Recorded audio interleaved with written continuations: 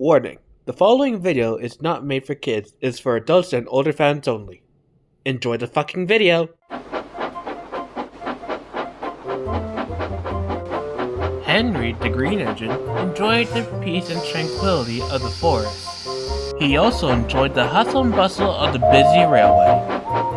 After he had rescued 2 dead diesels with a failed injector, it drew enthusiasts from all over the country. They had wanted to see how well Henry ran without a failed injector. A special mixed train had been arranged for Henry to pull, although Henry was a bit nervous. "I don't mind enthusiasts," he said, "but there's a lot of pressure when you're the one they choose to pull a special train." Thomas and Oliver looked at each other, but neither knew how to make Henry feel better. At last, Thomas spoke. "Remember what you told 7101 that day you saved him?" "Of course I do. I told him that trains must get through." "And that's exactly the advice you need," said Thomas. "Take your own advice, and you should be okay, Henry." Henry wasn't too sure. The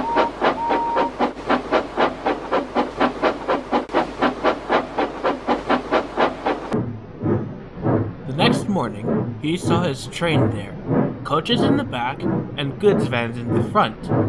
The enthusiasts took pictures of Henry from all angles. Henry didn't know where to look. He just quietly buffered up to his train. The enthusiasts boarded the train. The guard blew his whistle when all was ready, and Henry departed.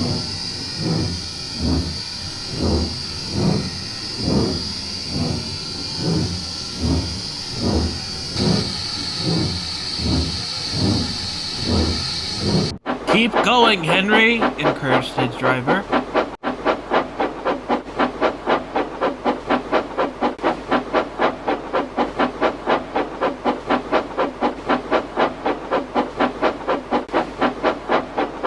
Henry made it to the other railway without any problems.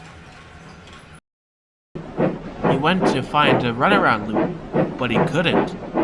So he had to take his train tender first. "Ooh, look at that! Henry's going tender first!" one of the enthusiasts cried. The others took more pictures. What Henry didn't know is that a diesel had spilled oil on the tracks. When all was ready, Henry started, but his wheels just slipped on the rails. "Sand, please, fireman!" Henry called. "I'm doing just that," replied the fireman.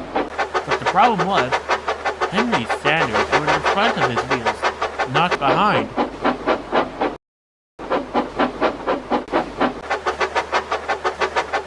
Then there was a loud clunk, and Henry's wheels stopped. "What happened?" he gasped.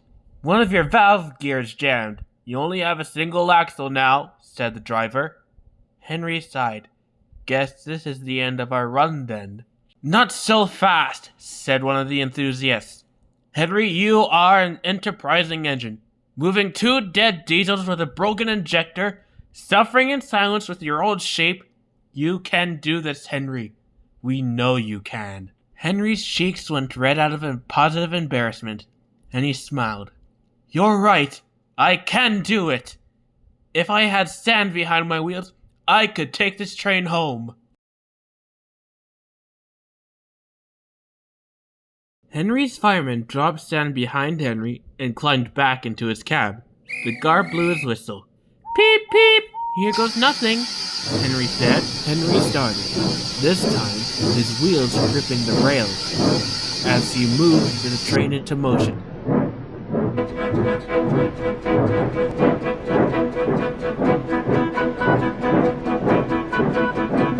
"I've done it! I've done it!" Henry cheered. "You've done it! You've done it!" cheered the enthusiasts. Henry didn't stop until he made it back to Soda, and even then he didn't stop. He kept going until he was all the way back at the big station.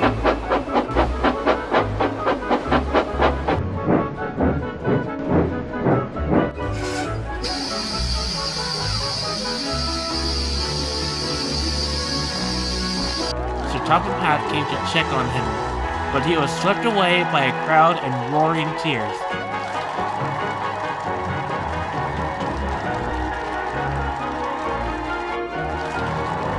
Thomas watched on in admiration.